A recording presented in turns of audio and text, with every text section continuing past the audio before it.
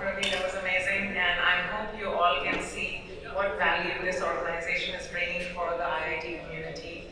It's not just this conference, but we keep trying to challenge ourselves. What else can we bring back to you all? So hopefully you will see value in it and take advantage of this partnership.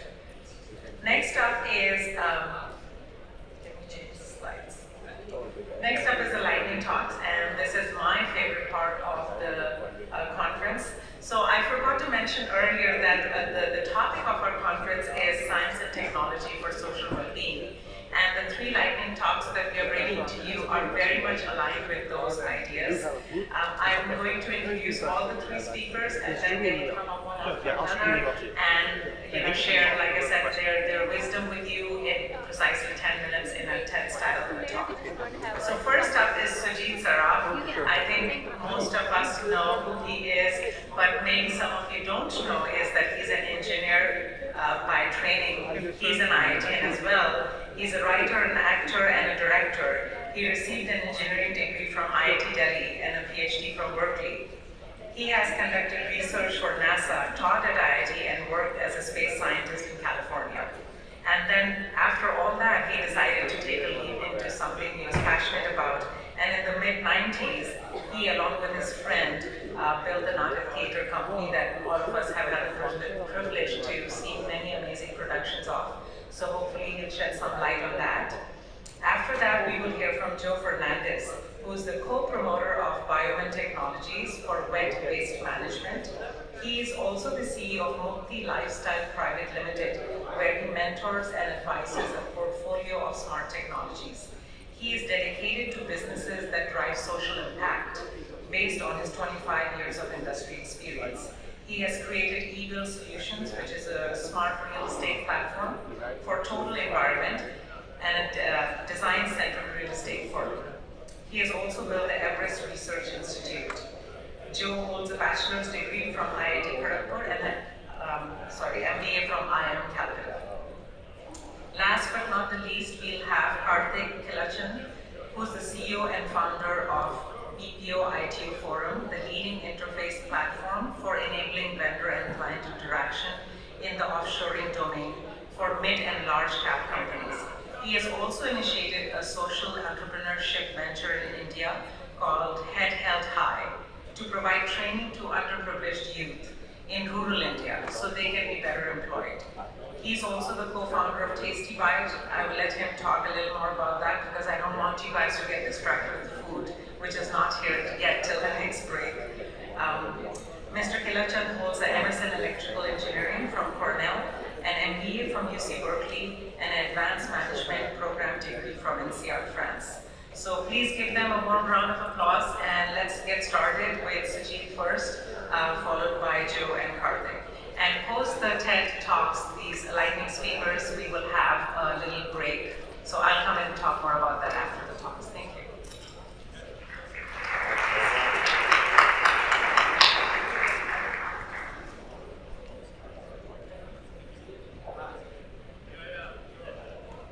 All right.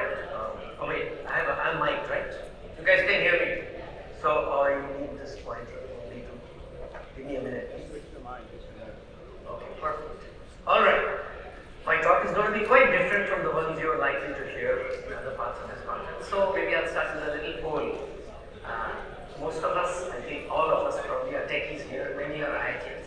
How many of you have watched a live stage play in a theater, drama?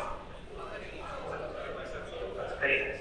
How many of you would pay $25 to go watch a play in Palo Alto?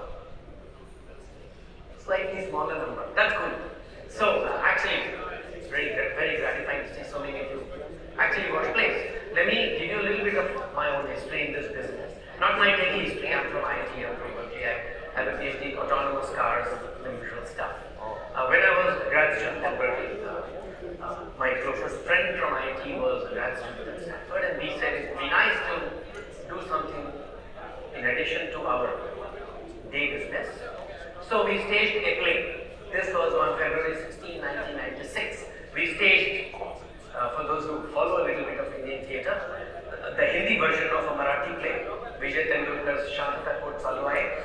We staged it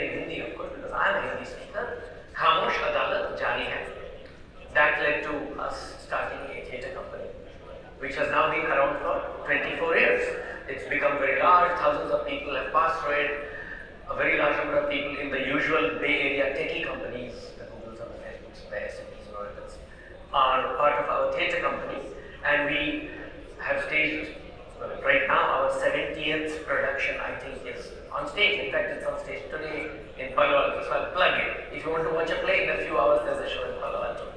Anyway, so when I was starting out, I actually hung out with lots of theatre people at both Berkeley and Stanford. A professor of drama at Berkeley told me something, or asked me something. This was in 96 or 97. He no longer teaches there.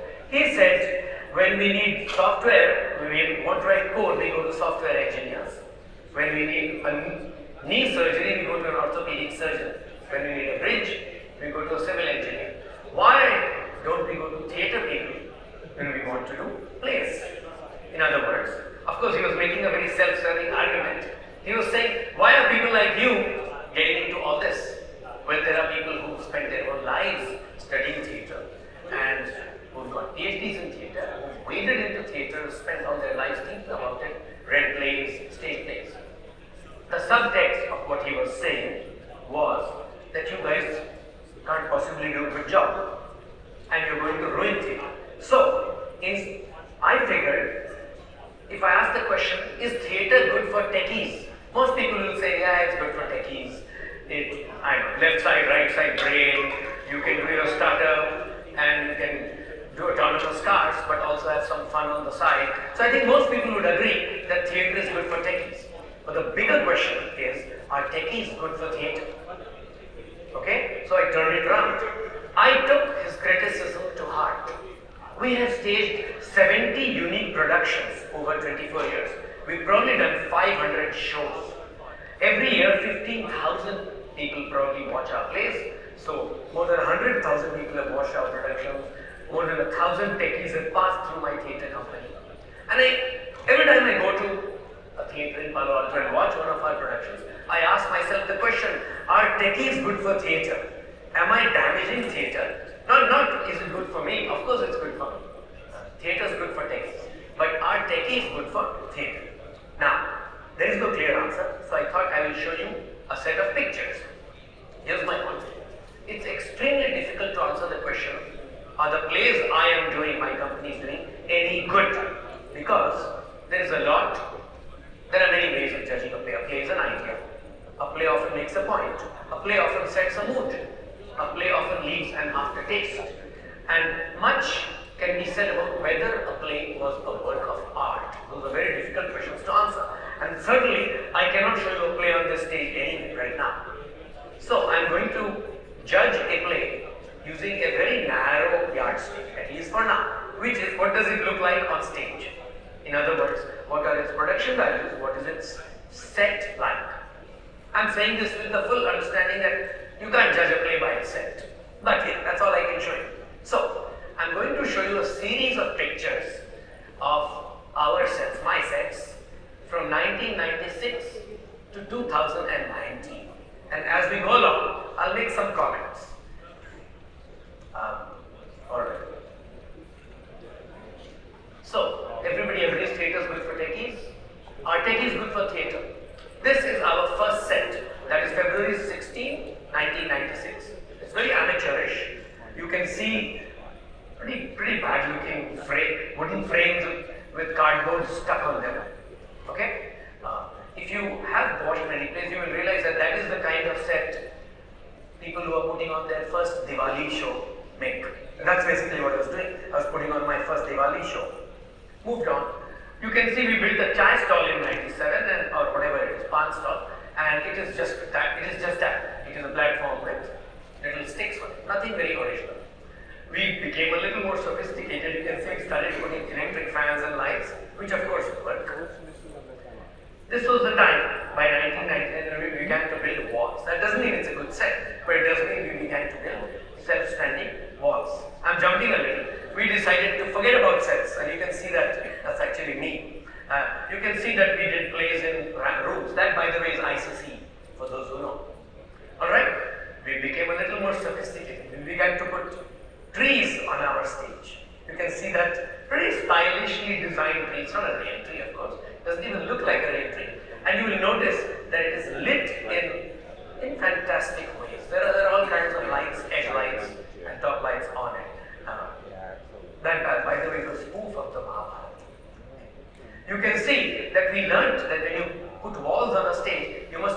skirt at the top. There is a skirt on that wall. It's a terrible set you are looking at, but there is a skirt at the top.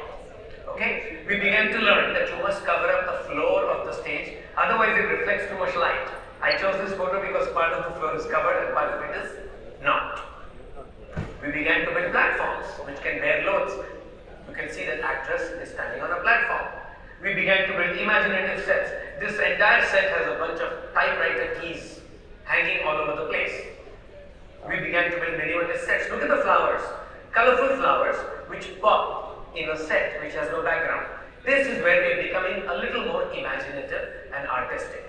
We began to do special effects. That's actually a bomb.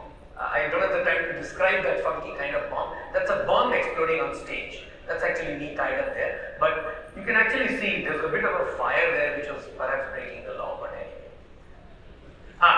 We started projecting stuff. That's a skyline of, I think, Chicago or something. That's a call center. Okay, this 2014 is where we truly became imaginative. Now you can see this set. It's 35 feet wide. It is 14 feet high. Those two blue things you see are huge inside them, are huge water tanks which are supposed to lead to water to a tap which is partially hidden by the actors. Now you will see our sets have become extremely imaginative. Look at this set. The entire set is white. The microwave is white, the fridge is white, the kitchen range is white. Because of, for those of you who know the play, it's a play called Rabbit Hole. It's an American play actually. And the entire set is white. So this is where we began to build imaginative sets. Look at that set. This is a Hindi Bundelkhandi version of Shakespeare, of Taming of the Shrew. Look at the colorful sets. Now look where we have gone. We have many levels in our sets. Look at the colors on the set, and look at the doorways, ornate doorways. That's supposedly a widow ashram in Vrindavan. But of course, there is no attempt to recreate a widow ashram. It is artistically conceived. We are building whole houses now. That is noises off. For those of you who know this play, the entire set rotates because part of the play is seen from the front and part of the play is seen from behind. There are many, many levels. There are spiral staircases which you probably can't see in this picture. There is a rickshaw on stage. People are riding that rickshaw. There is an airport lounge. That's a Lufthansa lounge we've created. So our sets have become very imaginative as the years pass. This is, I don't even capture the full, this is a huge set with doors descending from the top and so on. Look at that Hyderabadi house we have built here. That's a play set in Hyderabad. It's actually an Indianization of an American play. Arsenic and Old Lace, for those of you who know. That, by the way, is Bhim's swearing vengeance on Dushasan in Mahabharata. Now look at the set, it has nothing to do with Mahabharata. There are a set of blocks and you can't probably see them, but there are chess pieces. I think I'm out of time. And look at our set for the play that is running right now. In a few hours in Palo Alto, we just created a whole house, 4th century. So my point is, I don't know if techies are good for theatre. What I can say is over the years, we have built increasingly more artistic sets, and because we do not rely on theatre for our livelihoods, because we have day jobs, we end up doing exactly the kinds of plays we like. Our theatre is disconnected from market forces. So not only are we probably good for theatre, we may be rescuing theatre from the ravages of market.